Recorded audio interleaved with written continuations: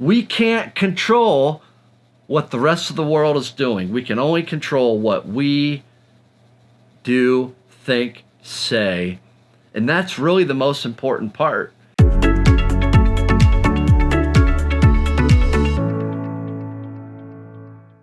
Welcome back to another episode of Life, Recovery, and the Pursuit of Sanity. My name is Josh Logan. Thank you for joining me. Today's topic is kind of a crazy one, kind of a weird one, and I must admit it's kind of a hopeless one.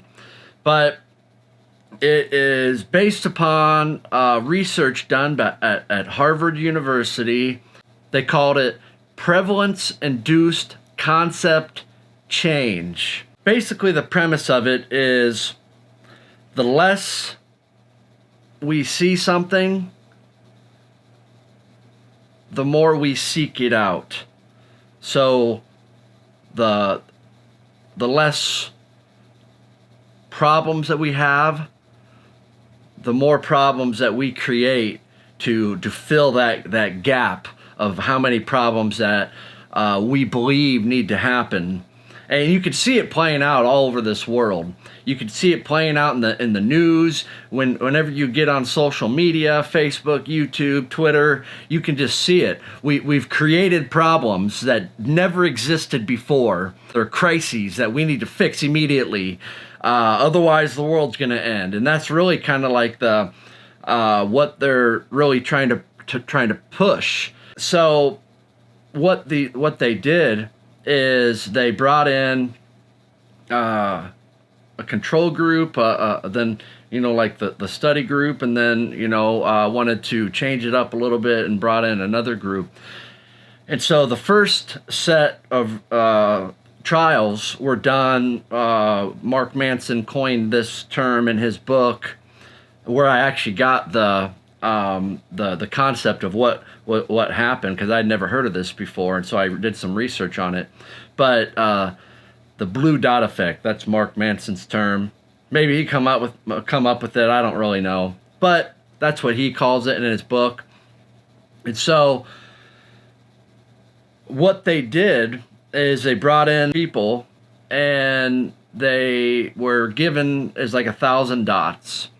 And 500 of the dots were blue, 500 of the dots were purple. And all they were supposed to do is every time they saw a blue dot, they would hit a button and say, "This is what I saw. They saw a blue dot." And if they didn't see a blue dot, they'd hit the other button. And so they did this over 200 people, and as long as nothing changed, people saw what they saw, purple or blue. But then what they did on the second trial is they started introducing less and less blue dots. And so in people's minds, they needed to see basically an even number of purple and blue. And so even when it wasn't blue, they would see blue. And it was a phenomenon that it kind of blows you away, because different shades sometimes, but people would not, they would see the blue dots when they weren't there. And so then they did another trial of the dots, and they even told the people that, hey, as this goes along, you're going to see less and less blue dots. And a strange thing happened. These people, still knowing that they were going to see less blue dots, still mistaken purple dots for blue dots. It was a crazy phenomenon. And then they went on and did some more studies, this time involving people's faces, expressions. And they were told, angry faces, happy faces. That's what the first trial was, and it was an equal number of angry faces and an equal number of happy faces. And same thing happened with the first trial of the dots. They did not mistake the angry faces for the happy faces. But then they brought in on the second trial, they started introducing more and more neutral faces. So the less people saw angry faces, the more that they would see angry faces. And it's just crazy. And so then on the third trial, they even told them, hey, look, you're going to see less and less angry faces. And the strangest thing happened. They still, when there's no angry face, neutral faces would call the neutral faces angry. And then they did a real complex one, basically involving ethical decisions. And the same thing happened with that too. The less there were, cut and dry, and the more of the neutral ethics where there really isn't, an ethical problem or an ethical violation, people would naturally think that these things were unethical. The more and more they're introduced away from the totally unethical stuff. And it really kind of paints a picture of the human condition. I almost kind of feel like we're programmed to see and to feel like there needs to be a certain number of problems in this world, in your life. And when we don't have those problems, we manifest problems that don't really exist. Unhappiness that doesn't really exist. And you think about it, in the poorest communities in the world, what is the least prevalent? Suicide. Real unhappiness. These things are actually problems that happen mostly in well-developed societies. People are more unhappy, people are more uneasy, people are more at an unrest because we don't have the problems that we had 100 years ago. The safest, healthiest, most financially secure, the richest we've ever been in all of society, yet we're the most unhappy, the most uneasy. We have so many problems where aggression was once coined for somebody that was violent and abusive. Now is, they've come up with this term microaggression. It's like, why are we coming up with this stuff? And it really explains the human condition.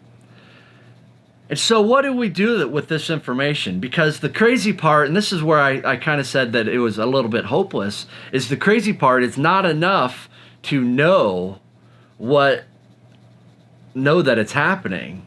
Because the people that knew that they were going to have less blue dots still saw blue dots when they weren't there.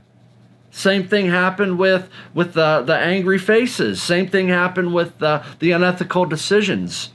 People that knew, the same thing happened, as they still fell victim to this phenomenon.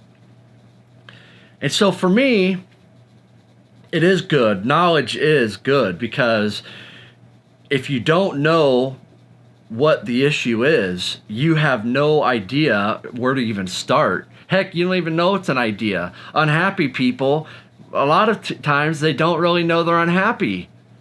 So it is good to have an understanding of what is going on. So for me, if you had to ask me what my suggestion is, well, thank you for asking me. My suggestion would be get off of social media, which is ironic because this is where the video is, and you're watching the video because you're on social media, and I'm telling you, maybe you should take a social media break, because social media does a really good job of introducing you to problems that you really never knew existed.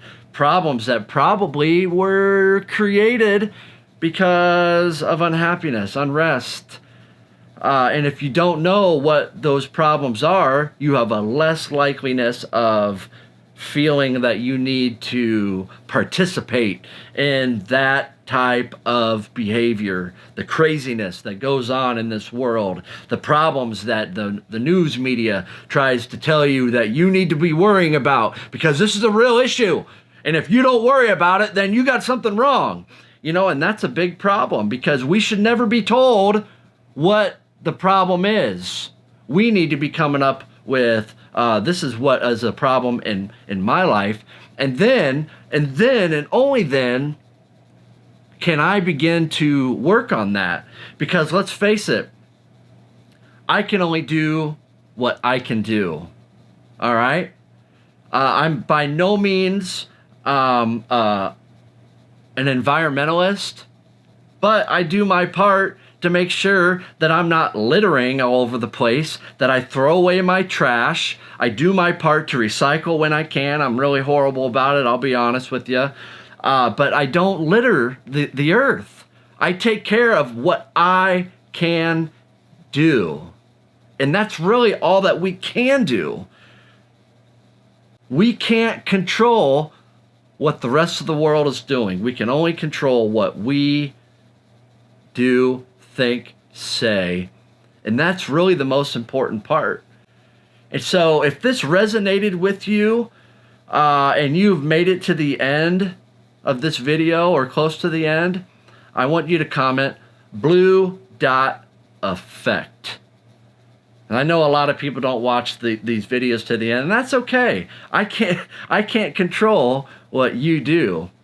But I wanted to get this out there because this really kind of blew my mind away when I heard about this. And it really kind of like, holy crap, this really is the human condition.